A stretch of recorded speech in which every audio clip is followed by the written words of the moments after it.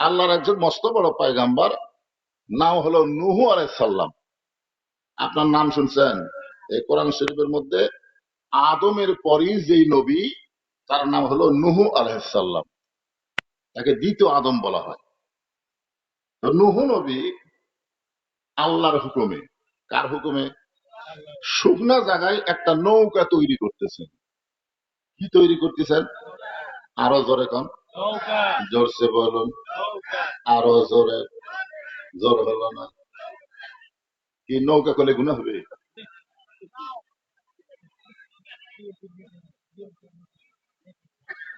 না না না, এটা কোন দলের কথা না, তো আল্লাহর কোরআনের কথা রে বাচ্চা। নূহ নবী কার হুকুমে? আল্লাহর হুকুমে একটা কি তৈরি করতেছেন? নৌকা। এমন সময় এক বুড়িমা লাঠিতে ভর দিয়ে সে বলে, বাবা নূহ, এই শুকনা জায়গায় নৌকা বানানোর কারণ কি? নূহ বলতেছেন, বুড়িমা, বন্যা নামক একটা গজব আসবে। এই গজবে গোটা পৃথিবী ধ্বংস হয়ে যাবে। কেবলমাত্র নৌকার ভিতরে যারা জায়গা পাবে তারা ধ্বংস হবে না। আপনারা কি মনে করতেছেন আওয়ামী লীগের নৌকার ওয়াজ করতেছে? সুবহানাল্লাহ কন না কেন? এই নৌকার মধ্যে যারা জায়গা পাবে তারা ধ্বংস হবে না। বুড়ি বলতেছে, বাবা নূহ, বন্যা গজব দেখে সবাই যদি নৌকায় উঠতে চায়, তোমার এই ছোট নৌকায় কি এত মানুষের জায়গা হবে? নূহ বললেন, বুড়িমা, এই নৌকায় ওঠার শর্ত হলো ইমানদার বান্দা বান্দি যারা নৌকার মধ্যে জায়গা পাবে তারা, বেঈমানদের জায়গা নৌকায় হবে। তাহলে কি বুঝলেন?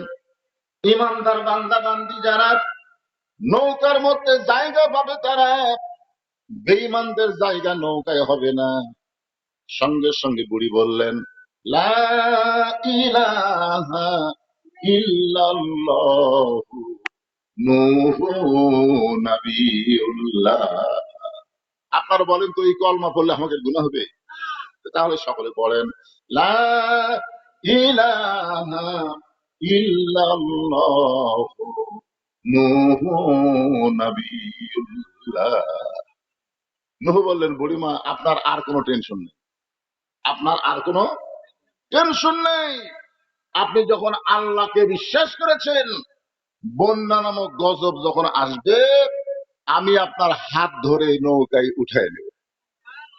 সঙ্গে সঙ্গে বুড়ি বললেন, আলহামদুলিল্লাহ। আপনারা বলেন তো, বন্যা নামক গজব যখন আসবে তখন বুড়িকে কে নৌকায় উঠাবে? জোরে কন না কেন? নূহ নবী। এই কথা শোনার পরে বুড়ি প্রশংসা করছে কার? করা লাগতো কার? নূরই করা লাগতো। কারণ তুমি আমাকে নৌকায় উঠাবা, যেরকম আমরা নেতার প্রশংসা করি, নেত্রী প্রশংসা করি, করি কি করি না? কথা কন না কেন? এখন বুড়ি বলতেছে, আলহামদুলিল্লাহ। বন্যা গজব শুরু হয়ে গেল, গোটা পৃথিবী ধ্বংস হয়ে গেছে। শুধুমাত্র নূহ নবীর নৌকায় যে কয়জন, ওই কয়জনকে আল্লাহ জীবিত রাখছে।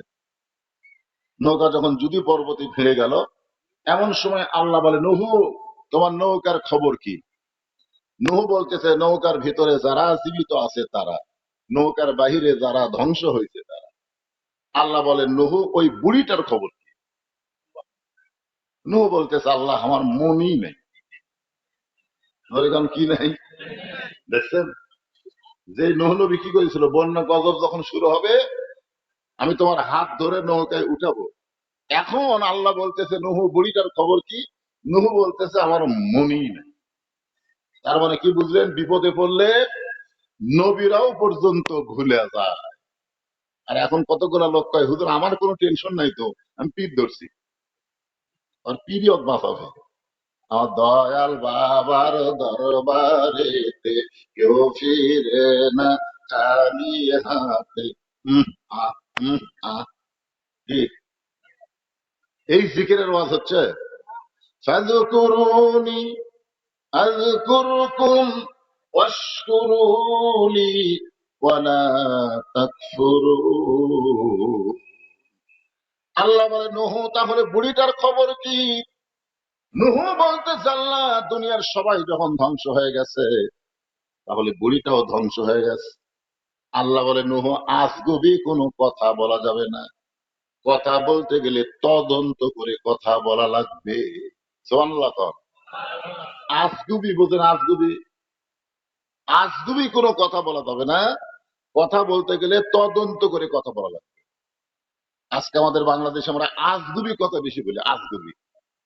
এই ভোটের আগে যা শুরু হয়েছিল বুঝলেন, হ্যাঁ।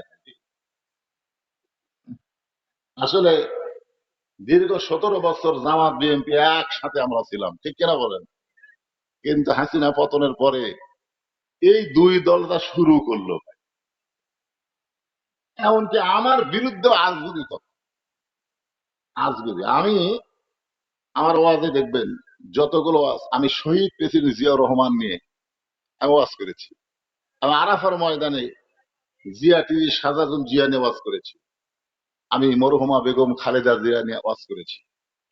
এরপরও একদিন থানা থেকে ওসি সাহেব বলতে, হুজুর আপনি বলে এদিক সেদিক করতেছেন। আমি বললাম ভাই, এখন ওয়াজ তো আর এদিক সেদিক করবার গেলেও হবে না, কারণ প্রত্যেকটা কথা রেকর্ড হয়। ধরে কোন কথা কন না কেন? তোমার দুই কান্দে দুই মোহরি লিখিতেছেন ডায়েরি, দলিল দেখে রায় দিবে, টাকা পয়সার নাই কারবার। কেরামান কাতিবিনা ইয়ালামুনা মা তাফআলুন। আল্লাহু আকবার বলবেন। আমি কি এটা আমার কথা বললাম না কোরআন বললাম? তোমার কি দুই কান্দে দুই মোহরি লিখিতেছেন ডায়েরি, দলিল দেখে রায় দিবে, টাকা পয়সার নাই কারবার। একটু মনোযোগ দিয়ে শুনবেন। আল্লাহ বলে নুহু আজগুবি কোনো কথা বলা যাবে না, তদন্ত করে কথা বলতে হবে। নুহ নবী তদন্ত করতে গিয়ে দেখে বুড়ি তো দূরের কথা, বুড়ির ঝুবড়ি বাড়ি পর্যন্ত কিছুই হয়নি। সুবহানাল্লাহ জোরে বলা যাচ্ছে না? গোটা পৃথিবী ধ্বংস হয়ে গেছে। 40 দিন সবচাইতে উঁচু পাহাড় 40 দিন পানির তলে ডুবেছিল। 40 দিন। আর নূহ নবী যা দেখতেছে, বুড়ি তো দূরের কথা, বুড়ি যে ভাঙ্গা চুড়ে বাড়ি, ওই বাড়িটাও পর্যন্ত কিছু হয়নি। সঙ্গে সঙ্গে নূহ ডাক দিলেন বুড়িমা। যেই বলছে বুড়িমা, সঙ্গে সঙ্গে বুড়ি টোপলা নিয়ে হাজির। সুবহানাল্লাহ খান। কি নিয়ে হাজির? নূহ বলতেছে বুড়িমা টোপলা কেন? বলে সাইজ হয়েছি বাবা, সাইজ। এই জন্য আল্লাহ বলতেছেন কিন্তু যেদিন ডাক পড়িবে কবর মাঝে যাইতে, জোগাড় কিছু করছ বন্ধু তার মাঝে বিছাইতে। আপনারা কি সাইজ হয়ে আছেন? বেসাইজ। আল্লাহ কি বলতেছেন? ইয়া আইয়ুহাল্লাযীনা আমানু তাকুল্লাহা হাক্কা তুকাতিহি ওয়া লা তামুতুন্না ইল্লা ওয়া আনতুম মুসলিমুন।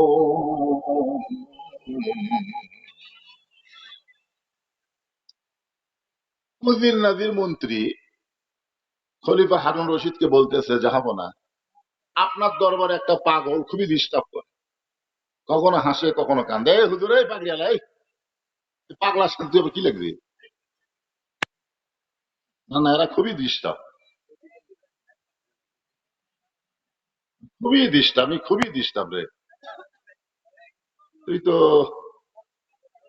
এই পাগড়িয়ালা, তুই আবার ডিস্টার্ব করছিস? এই কি এইরকম ছোট বাচ্চার হাতে আপনার মোবাইল দিয়ে কি বানাচ্ছেন? আমি অসুস্থ মানুষ,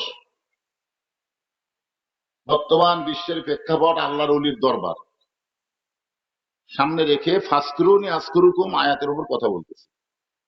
তো এখন উজির নাজির মন্ত্রীরা বলতেছে, যাবো না এই বাহালুর পাগল কখনো হাসে কখনো কান্দে, রাজ দরবারের সৌন্দর্য নষ্ট হয়ে গেছে। রাজ দরবার একটা সৌন্দর্য আছে না নাই? কিন্তু এই পাগল রাজদরবার সে যদি কান্দে হাসে তখন কেমন লাগে? আপনি যেভাবেই হোক এই পাগলকে রাজদরবার থেকে বের করার একটা ব্যবস্থা করেন।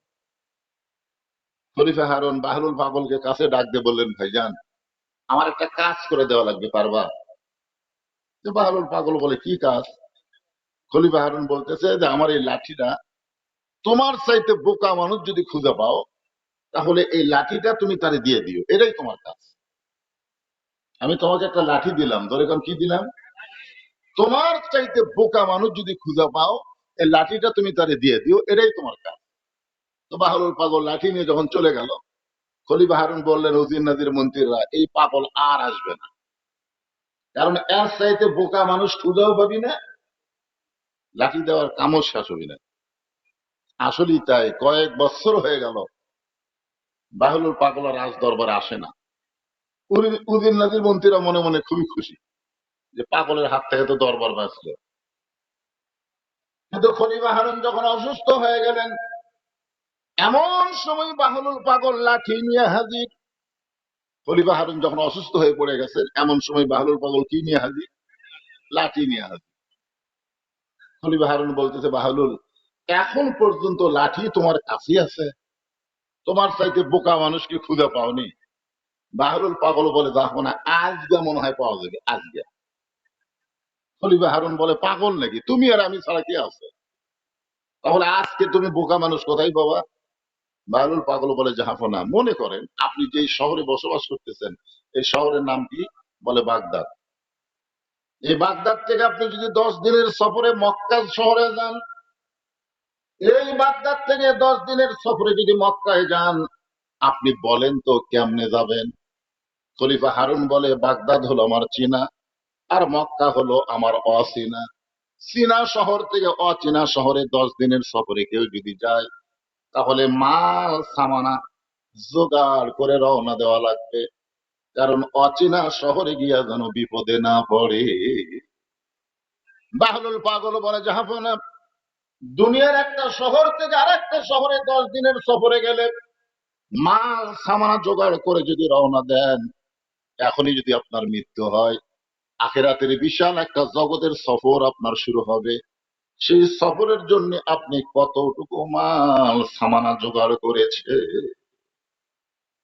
খলিফা হারুন কান্দে। বাহলুল পাগল বলে, কান্দেন কেন? খলিফা হারুন বলে, বাহলুল রে, এতদিন মনে করতাম তুমি পাগল, কিন্তু আজকে দেখতেছি তুমি পাগল না, পাগল হলাম আমি। এখনই আমার মৃত্যু হলে ওই বিশাল আখেরাতের জগতের জন্য আমার তেমন কোনো জোগাড় নাই। বাহলুল পাগল বলে, তাহলে আপনার লাঠি আপনি নেন। এই দুনিয়াতে আসার পরে মৃত্যু তার সামনে আছে, এইটা জানার পরেও যারা কবরের সম্পদ জোগাড় করে না, আখেরাতের পাথেও জোগাড় করে না, তারা হলো দুনিয়ার সব চাইতে বড় বোকা। আপনারা বলেন তো, এখান থেকে আমাকে বাড়ি যাওয়ার গ্যারান্টি কার কার আছে? হ্যাঁ, কেরে ছেলে পেলে তোমরা তো সেই মশান মারতেছে। কয়েকদিন হলে দেখলাম নওগাঁ, এই তেলের পাম্পকে মশান ভাই, নওগাঁয় এতই মোটরসাইকেল, আমাদের বগুড়ার কিন্তু এত নেই। প্রায় দেখলাম 2-2.5 কিলো পর্যন্ত তারা মোটরসাইকেল না বিক্রি করতেছে। আচ্ছা, এরকে বাপ মাও নাই? যে ছেলেরা এত রাত ধরে তেলের পাম্পের মোটর সাইকেলের তেল নেওয়ার জন্য দাঁড়িয়ে আছে ঘন্টার পর ঘন্টা, কিরে তেলের জন্য লাইন দিছ? মিশে মায়াই বন্দি থাইকা বললাম কত খেলা, পশ্চিমে তাকায়া দেখো তোমার ডুইবা গেছে বেলা। সবাই একটু মনোযোগ দিয়ে শুনবেন। এক পলকের নাই ভরসা, মিছে সকল আশা, কখন বুঝি দারুণ ঝড়ে ভাঙবে তোমার বাসা। নূহ বলতেছেন, বুড়িমা, বন্যা গজব শেষ হয়ে গেছে, গোটা পৃথিবী ধ্বংস হয়ে গেল, অথচ বুড়িমা আপনি এমন কি আমল করলেন যে আমল করার কারণে আপনার ঝুবড়ি বাড়ি পর্যন্ত কিছু হয় নাই। সঙ্গে সঙ্গে বুড়ি আসমানের দিকে তাকায় বলে, নূহ, তুমি যখন আমাকে বলেছিলে, বন্যা গজব যখন শুরু হবে আমাকে হাত ধরে নৌকায় উঠাবা, তখন আমার ইমান আমাকে বলে দিল, বুড়ি, দুনিয়ার সবাই সবাইকে ভুলতে পারে, কিন্তু একজনই কোনোদিন কাউরে ভুলবে না, তিনি হলেন আমাদের আল্লাহ। এই জন্য আল্লাহ আফসোস করে বলেছেন, ইয়া আইয়ুহাল ইনসান মা গররাকা বিরাব্বিকাল কারীম, মানুষ কিসের মায়ায় পড়ে, কিসের ধোকায় পড়ে তোমাদের আপন আল্লাহকে তোমরা ভুলে যাও।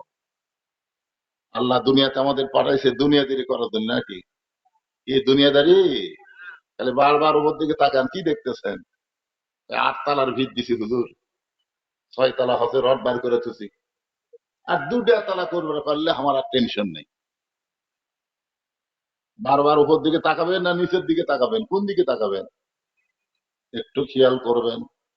ইজা আসাবাতুহুম মুসিবাতুন ক্বালু ইন্না লিল্লাহি ওয়া ইন্না ইলাইহি রাজিউন।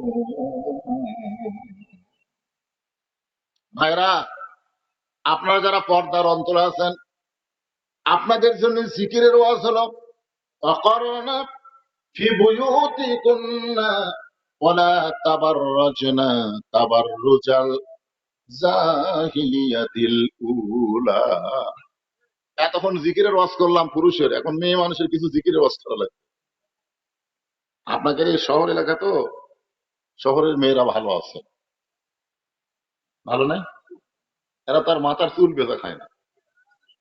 বলেন আশহাদু আল্লা ইলাহা ইল্লাল্লাহু ওয়াহদাহু লা শারীকা লাহু ওয়া আশহাদু আন্না মুহাম্মাদান আবদুহু ওয়া রাসূলুহু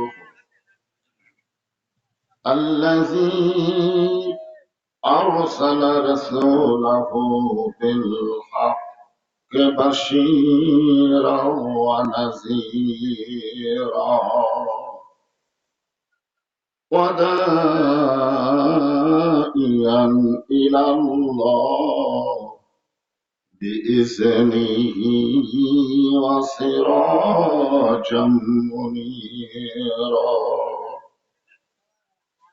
فقد قال الله تعالى في كلامه المجيد والفرقان الحميد.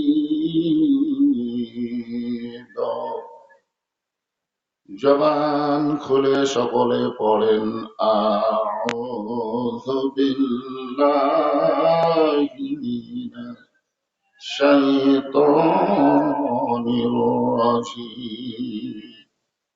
বিসমিল্লাহির রহমানির রহিম. ফাযকুরুনি আযকুরকুম ওয়াশকুরুলি ওয়ালা তাকফুরুন.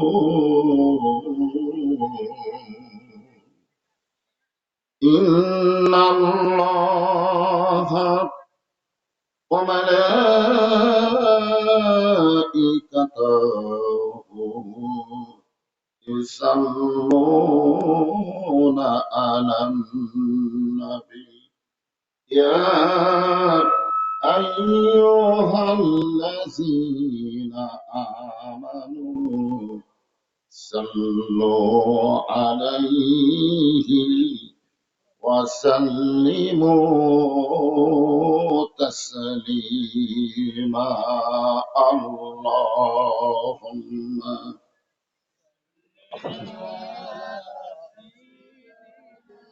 মাওলানা মুহাম্মদ ওয়ালা আলি সাইয়্যিদিনা শফিআনা হাজার হাজার মানুষ ছিল সেই দিন, রাসূল ছিল মোদের একজনা, সকলে মারিল পাথর, নিষেধ তো কেউ করল না। আলা মুহাম্মাদ সাল্লাল্লাহু আলাইহি ওয়াসাল্লাম, সাল্লাল্লাহু আলা মুহাম্মাদ সাল্লাল্লাহু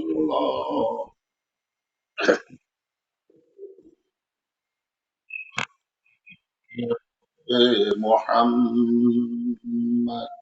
সকলে বলি সাল্লাল্লাহু আলাইহি। मतलाए दीवानी माँ, मतलाए खुर्शीद इश्का,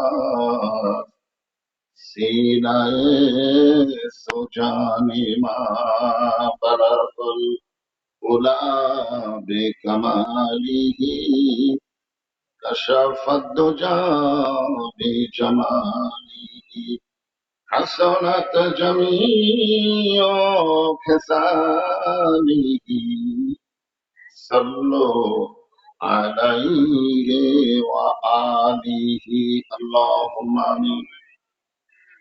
জান্নাতের বাগান থেকে জান্নাতি মানুষদেরকে নিয়ে আমি গুনাহগার তোমার রহমতের দরজায় দুখানা হাত তুলেছি আল্লাহ। হাসরের ময়দানে জাব্বার আর কাহার নামে রূপ নিয়া তুমি যখন বিচার শুরু করবে, তোমার সামনে দাঁড়ায়া সমস্ত নবীরা নাফসি নাফসি বলে কাঁদতে থাকবে। এমন কঠিন অবস্থা হাসরে হবে, সেদিন সমস্ত নবী তার উম্মতকে ভুলে যাবে, শুধু বলবে আল্লাহ আমার কি হবে, আমার কি হবে। একমাত্র দরদি নবী শাফাতের কান্ডারি, ইয়া রব্বি হাবলি উম্মতি বলে সেজদায় পড়ে যায়। সেই কঠিন মুসিবতের সময় আজকের এই মাহফিলকে ওসিলা করে আমাদের সবাইকে রাসূলের উম্মতের কাতারে আল্লাহ কবুল করে নিও। সুবহান রাব্বিকা রব্বিল ইজ্জাতি আম্মা ইয়াসিফুন ওয়া সালামুন আলাল মুরসালিন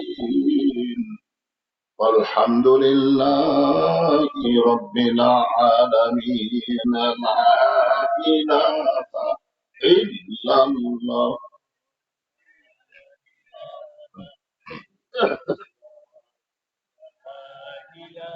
ওখানে যারা দাঁড়িয়ে আছেন আপনারা বসেন, সবাই বসেন।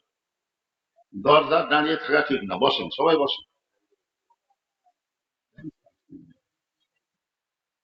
লা ইলাহা ইল্লাল্লাহ, লা ইলাহা। আল্লাহ রাসূল বলেছেন আফজালুজ জিকির লা ইলাহা ইল্লাল্লাহ। এই মনোযোগ দিয়ে শোনেন, রাসূল এই কথাও বলেছেন কোন ব্যক্তি যদি সারা জীবন পাপ করে আর মৃত্যুর সময় এই কলেমার জিকির যদি তার জবানে জারি থাকে, শুধুমাত্র জবানে জিকির জারি থাকার কারণে আল্লাহ তার জীবনের সমস্ত গুনাহ মাফ করে। বাবা আদম আলাইহিস সালাম থেকে শুরু করে আমাদের নবী পর্যন্ত সমস্ত নবীরা কিন্তু একই কলেমার জিকির করছে। এই জন্য আল্লাহ কোরআনে বলেছেন জিকরান কাসীরা, বেশি বেশি জিকির করো। জিকির করতে আমাদের কি শরম লাগে, ক্লান্তি লাগে? তাহলে জবান খুলে লা ইলাহা ইল্লাল্লাহ, লা ইলাহা ইল্লাল্লাহ, লা ইলাহা। চাঁদ শুরু যার গ্রহ তারা, আল্লাহ নামের পাগল পারা। চাঁদ শুরু যার গ্রহ তারা, আল্লাহ নামের পাগল পারা। আমার আল্লাহ নামের এতই দয়া, আল্লাহ নামের তুই মায়া, লুকিয়ে রাখছেন হে আল্লাহ জোরে লা ইলাহা ইল্লাল্লাহ। লা ইলাহা ইল্লাল্লাহ মুহাম্মাদুর রাসূলুল্লাহ। রাসূলের মহব্বতে সকলেই বলি সাল্লাল্লাহু আলাইহি ওয়াসাল্লাম। এটা এটা এই বান্দারা ঠিক হয়। মানে এই মাইক দিছে এখানে, আমি এখানে কথা বলবার গেলে তো আমার চেহারা দেখতে পাচ্ছি। হ্যাঁ,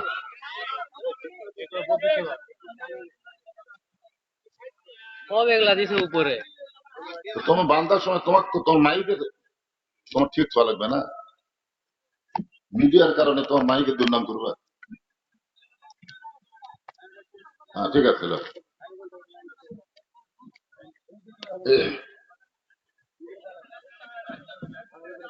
এটা আবার কি হলো আর কি?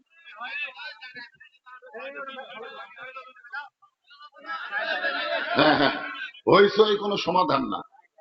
দেখা যাচ্ছে তো, এখন দেখা যাচ্ছে না। আলহামদুলিল্লাহ। বড় পীর হযরত আব্দুল কাদের জিলানী রহমতুল্লাহ আলাই এর বংশধর মরহুম হযরত মাওলানা শাহ শহীদ সরওয়ার্দী রহমতুল্লাহ আলাই রুহের মাগফিরাত কামনায় আজকের এই ৮৩তম ইসলামী জলসা এবং ওয়াজ মাহফিল।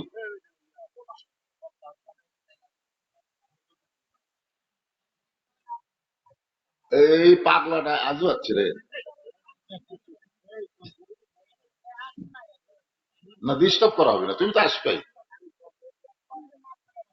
হ্যাঁ, তুমি আসো, অসুবিধা নেই, কিন্তু পেঁচাল বেশি পারলে হবে, বক্তার চাইতে বেশি কথা বলা যাবে। আচ্ছা, আমি রাজশাহী বাগমারা নাম শুনছেন? ওই বাগমারা একবার ওয়াজ করতে বলেছিলাম বড় পীর আব্দুল কাদের জিলানী। বলা মাত্রই সভাপতি সাহেব আমার মাইক কেড়ে নিচ্ছে, মুখের আগে থেকে মাইক কেড়ে নিচ্ছে। আমি বললাম কি ভাই মাইক কেড়ে নিলেন কেন? বলে বড় পীর কোরআন হাদিসের কোন জায়গাত আছে? আপনি যে বড় পীর করলেন, এটা কোরআন হাদিসের কোন জায়গায় আছে? আমি বললাম বড় পীর তো কোরআন হাদিসে নাই। তখন আমাকে বলতেছে এটা তাফসিরুল কোরআন মাহফিল, এখানে কোরআন হাদিসের বাহিরে কোনো ওয়াজ করা যাবে না। আমি তো একেবারে ধরা খেলাম, ওরা আবার আহলে হাদিসের লোক, কথা বুঝলেন? কিছুক্ষণ পরেই আমি বললাম ভাই আমি তো বিরাট ভুল করছি, মাইকটা আমারে দেন, আমি একটু তওবা করি, কারণ ভুল করছি তো তওবা করার দরকার নাই। মাইকটা নেওয়ার পর আমি সভাপতির হাত ধরে বললাম আপনার বাড়ি কোথায়? তখন বলতেছে আমি ঢাকা থেকে আসি নাই, এই গ্রামে আমার বাড়ি। আমি বললাম এই গ্রামের কোন জায়গায়? তো বলতেছে বড় মসজিদের কাছে। কোন জায়গায়? বড় মসজিদের কাছে। আমি বললাম বড় মসজিদ কেন বললেন? বলে আমাদের গ্রামে ৩টা মসজিদ আছে, কিন্তু আমার বাড়ি যে মসজিদের কাছে এটা হলো কেন্দ্রীয় বড় মসজিদ। আমি বললাম বড় মসজিদ কোরআন হাদিসের কোন জায়গাতে আছে? তো বলতেছে কোরআন হাদিসে তো বড় মসজিদ নাই। তো আপনি যদি বড় মসজিদ বলতে পারেন তা আমি বড় পীর বললে অসুবিধা কোন জায়গায়? আসলে তিনি কত বড় আল্লাহওয়ালা ছিলেন, ওনার একটা লেখা বই আছে বুনিয়াতুত তালিবিন, আব্দুল কাদের জিলানী রহমতুল্লাহ আলাইহির নিজের লেখা। বইটার নাম কি? বুনিয়াতুত তালিবিন। আজকে তারই বংশধর ৮৩তম মাহফিল, আল্লাহর ওলির মাহফিলে আল্লাহ তাআলা যিনাকে সম্মানিত সভাপতির আসনে কবুল করেছেন জনাব আলহাজ মোহাম্মদ নজরুল ইসলাম। আজকের এই মাহফিলের সম্মানিত প্রধান অতিথি আলহাজ মোহাম্মদ আব্দুল কুদ্দুস, সম্মানিত বিশেষ অতিথিবৃন্দ, সম্মানিত সুধীজন, সম্মানিত ওলামায়ে কেরাম, আপনাদের মাঝে মাঝে যে সমস্ত আলেম ওলামা বসে আছেন, মঞ্চে আছেন, মাগরিবের নামাজের পর থেকে এত রাত পর্যন্ত কোরআন হাদিসের আলোকে অত্যন্ত গুরুত্বপূর্ণ আলোচনা করে আপনাদেরকে শোনালেন। আলেম ওলামা সহ আজকের মাহফিলের বক্তাগণকে অন্তরের অন্তঃস্থল থেকে আমি শুভেচ্ছা জ্ঞাপন করছি। এই মুহূর্তে আমার সামনে যারা বসে আছেন, জিনাদেরকে আল্লাহ দয়া করে, রহম করে, মেহেরবানি করে এই জান্নাতের বাগানে কবুল করেছেন। আমি যখন বললাম কবুল করেছেন, তখন আপনাদের কিছু বলা দরকার ছিল। আপনারা কখনো মনে করবেন না যে আপনি নিজে ইচ্ছা করে এখানে আছেন। আল্লাহ যদি না চাইতো আমরা কেউ এখানে আসতে পারতাম না। জি আল্লাহ দয়া করে, রহম করে, মেহেরবানি করে আজকের এই জান্নাতের বাগানে আমাদের কবুল করেছেন। আমার সামনে যারা বসে আছেন, আমি আমার অন্তরের অন্তঃস্থল থেকে আপনাদের সবাইকে শুভেচ্ছা জ্ঞাপন করছি। আমার সম্মানিতা মা বোনেরা, পর্দার অন্তরালে বসে বসে যারা আলোচনা শুনতেছেন, আমি তাদেরকেও শ্রদ্ধা জ্ঞাপন করি। এই মুহূর্তে জানতে চাচ্ছি আপনারা সকলে কেমন আছেন? আলহামদুলিল্লাহ রাব্বিল আলামিন। জি, আসলে এটাই নিয়ম। বক্তা যদি শুনতে চায় আপনারা কেমন আছেন, শ্রোতাদের উচিত হলো হুজুর আপনি কেমন আছেন। এটা শুরু হয়েছিল মুসা আলাইহিস সালাম থেকে। একবার মুসা আলাইহিস সালাম তুর পর্বতের কিনারায় গিয়ে দাঁড়িয়ে আছেন। আল্লাহ তাআলা বললেন, মুসা তুমি কেমন আছো? মুসা বলতেছে আলহামদুলিল্লাহ। মুসা বলতেছে আল্লাহ আপনি কেমন আছেন? নাকি শোনা লাগবে না? আল্লাহ কেমন আছে? আল্লাহ বলতেছেন মুসা আমি আল্লাহ কেমন আছি যদি জানবার চাও, যদি দেখবার চাও, ইযহাব ইলা ফিরাউন ইন্নাহু তাগা। আমি আল্লাহ কেমন আছি যদি জানবার চাও, দেখবার চাও, তাহলে ফেরাউনের কাছে যাও। কার কাছে যাও? ফেরাউনের কাছে গেলেই দেখবা যে আমি আল্লাহ কেমন আছি। আজকে আমরা যারা এখানে বসেছি, আমরা যে ভালো আছি এই ব্যাপারে কোনো সন্দেহ নেই। কথা আমার না ভাই, কথা হচ্ছে আল্লাহ। এই কোরআনের ওয়াজ শুনতেছেন, এই কোরআনই বলেছে মা সাবাকা মিন হাসানাতিন ফামিনাল্লাহ। বান্দা বান্দির দ্বারা যখন কোন ভালো কাজ হয়, এই কাজ বান্দা বান্দি করে না, বরং আল্লাহ করে। আপনার বলেন তো কোরআন কারিমের মাহফিলে বসা ভালো কাজ না খারাপ কাজ? তাহলে এই কাজ কি আমরা করলাম না আল্লাহ করালো? তাহলে এই মুহূর্তে আমরা বিশ্বাস করতে পারি আমরা যত বড়ই পাপী হই না কেন, আল্লাহ আমাদের উপরে খুশি আছেন। সুবহানাল্লাহ হয় না? আচ্ছা, আল্লাহ খুশি নাই বেদার? আল্লাহ কি বেদার? যে আল্লাহ খুশি হয়ে আজকের জান্নাতের বাগানে বসার সুযোগ দিয়েছেন, আমরা সে আল্লাহর উপরে খুশি হয়ে জবান খুলে সকলে বলবো রব্বানা লাকাল হামদ হামদান কাসীরান তাইয়িবান মুবারাকান ফীহি। আমরা প্রশংসা করলাম আল্লাহ। প্রশংসা করার কারণ যে আল্লাহ আমাদেরকে জন্মগতভাবে মুসলমানের ঘরে কবুল করেছেন। আল্লাহ ইচ্ছা করলে আমাদের হিন্দু বৌদ্ধ খ্রিস্টানদের ঘরেও পাঠাবার পারতেন, কারণ দুনিয়াতে মানুষ পাঠানোর দায়িত্ব কার? যদি আল্লাহ হিন্দু বৌদ্ধ খ্রিস্টানদের ঘরে আমাদের প্রেরণ করত, তাহলে আমাদের অবস্থাটা কি হতো? কারণ অন্য ধর্মে জন্ম নিয়ে মুসলমান হয়ে মরা খুবই কঠিন। অন্য ধর্মে জন্ম নিয়ে, কারণ আল্লাহ কি বলেছেন, লা তামুতুন্না ইল্লা ওয়া আনতুম মুসলিমুন, মুসলমান না হয়ে মরো না। অন্য ধর্মে জন্ম নিয়ে মুসলমান হয়ে মরা যে কঠিন, তার প্রমাণ হলো নবীর চাচা আবু তালেব। যিনি নবীকে লালন পালন করেছেন। আল্লাহ রাসূল বলেছেন যে মায়ের পেটে থাকা অবস্থায় আমার বাবা দুনিয়া থেকে বিদায় নিয়েছে। তাহলে কেমন এতিম ছিলেন আমাদের নবী, চিন্তা করেন। যখন মায়ের পেটে ছিলেন তখনই বাবা চলে গেছে, কিন্তু আল্লাহ নবী বলেছেন আমি দুনিয়াতে আসার পরে এতিম ছিলাম না। সাহাবীরা বললেন, ইয়া রাসূলুল্লাহ, মায়ের পেটে আপনি এতিম ছিলেন, কিন্তু দুনিয়াতে আসার পরে এতিম ছিলেন না, এটা কেমনে? আল্লাহ নবী বললেন, ভাগ্য গুণে এমন একটা চাচা পাইছিলাম, আবু তালেব, আমাকে এমন ভাবে লালন পালন করেছে, আমার যে বাবা নাই এটা কোনোদিন বুঝতে পারিনি। অথচ অথচ ওই চাচা জাহান্নামে যাবে, মাথা থাকে? আল্লাহ রাসূল বললেন, চাচা মরেই যখন যাচ্ছেন, মরেই তো যাচ্ছেন, খালি একটা বার আপনি বলেন লা ইলাহা ইল্লাল্লাহ মুহাম্মাদুর রাসূলুল্লাহ, আমি ওয়াদা দিলাম আপনার হাত ধরে জান্নাতে পৌঁছে দেব। এত কথা, এত বড় কথা শোনার পরেও চাচা বললেন, মরেই যখন যাচ্ছি বাপ দাদার ধর্ম ছাড়বো না। এখান থেকে কি বুঝলেন? যাই যে ধর্মে জন্ম নেয় মনে করে তারিটাই আসল, কথা কন না কেন? যাই যে ধর্মে জন্ম নিয়েছে, আপনি হিন্দু যদি বলেন তো ধর্মকে আমারটা এক নম্বর, খ্রিস্টানকে আমারটা এক নম্বর, ইহুদি কয় আমারটা এক নম্বর। আরে পাগলা, তোমরা তো এক নম্বর বললে হবে না, যিনি ধর্মের মালিক তিনি বলা লাগবে। জোরে কোন কথা ঠিক কি? আপনার বলেন তো ধর্মের মালিক কে? আরো জোরে।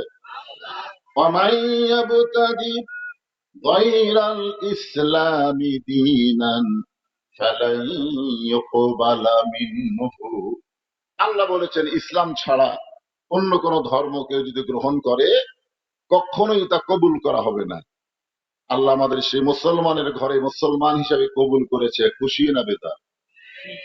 আহ, আমাদের ভাগ্য কত ভালো যে আমরা শুধু মুসলমানের ঘরে মুসলমানই নয়, আমরা বিশ্ব নবীর উম্মত। এটা শোনার পরে সুবহানাল্লাহ মুখে আসতেছে না? কি ভাবতেছেন? আল্লাহ রাসূল বলেছেন তোমাদের কোনো টেনশন নাই, আমার উম্মত উম্মতিনি তোমরা শোনো, তোমাদের কোনো টেনশন নাই। খালি ঈমান নিয়ে যদি কবরে আসতে পারো, তোমরা যত বড়ই পাপী হও না কেন, আমি রাসূল তোমাদেরকে জান্নাতে না ঢুকাইয়া জান্নাতে প্রবেশ করব না।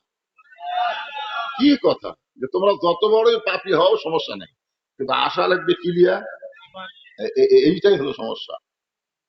কারণ আমাদের বাংলাদেশের অধিকাংশ মুসলমান ইমানের সাথে মরবার পারতেছে না। অধিকাংশ মুসলমানই ইমানের সাথে মরতেছে না। মরা লাগবে কি, কিসের সাথে? ইমানের সাথে। আপনারা বলেন তো ইমানের সাথে মরার চিহ্ন কি? এই লোকটা যে মারা গেল, মরার পরে আপনি তার চেহারা দেখেন না, কি কোন দেখেন কি দেখেন না? তো আপনারা বলেন তো মরার পরে ইমানের সাথে মরলো না বেঈমান হয়ে মরলো, এটা বোঝার উপায় কি? এটা বোঝার কিন্তু উপায় আছে। উপায়টা হলো, একটা লোক জীবিত অবস্থায় খুব একটা সুন্দর ছিল না, কিন্তু মরার পরে তার চেহারাটা খুবই সুন্দর হয়ে গেল, তাহলে বুঝবেন এই লোকটা ইমানের সাথে মারা গেছে। সুবহানাল্লাহ বলে। আর লোক তো দুনিয়াতে খুবই সুন্দর ছিল, কিন্তু মরার পরে চেয়ার হয়ে গেছে কালো, তাহলে বুঝবেন এই লোকটা বেঈমান হয়ে মারা গেছে। তা আমরা যারা এখানে বসে আছি, আমরা কি মরছি? আমাদের মরণ সামনে আছে না নাই? মাশাআল্লাহ, এই মরণটা যেন ইমানের সঙ্গে হয়, এটা সামনে নিয়ে আপনাদের সামনে আমার আলোচনা। ফাযকুরুনি আযকুরুকুম ওয়াশকুরুলি ওয়ালা তাকফুরুন। এই আয়াতটা কারণ আল্লাহর ওলির, এটা আল্লাহর ওলির মাজার না? এই কথা কারণ আল্লাহর ওলির মাজার, এই ব্যাপারে কারো সন্দেহ আছে নাকি? তো ওলির মাজারে জিকির আজকের বেশি হয় না, তো এই জন্য আমি জিকির নিয়েই শুরু করলাম। আল্লাহ বলতেছেন ফাযকুরুনি আযকুরুকুম ওয়াশকুরুলি ওয়ালা তাকফুরুন, যে আমার জিকির করবে আমি আল্লাহ তার জিকির করব। দেখুন সুবহানাল্লাহ, কত বড় কথা। আল্লাহ বলতেছেন যে আমাকে স্মরণ করে আমি আল্লাহ তাকে স্মরণ করি, যে আমার জিকির করে আমি আল্লাহ তার জিকির করি। এই জিকিরটা কিরকম একটা দৃষ্টান্ত দিই।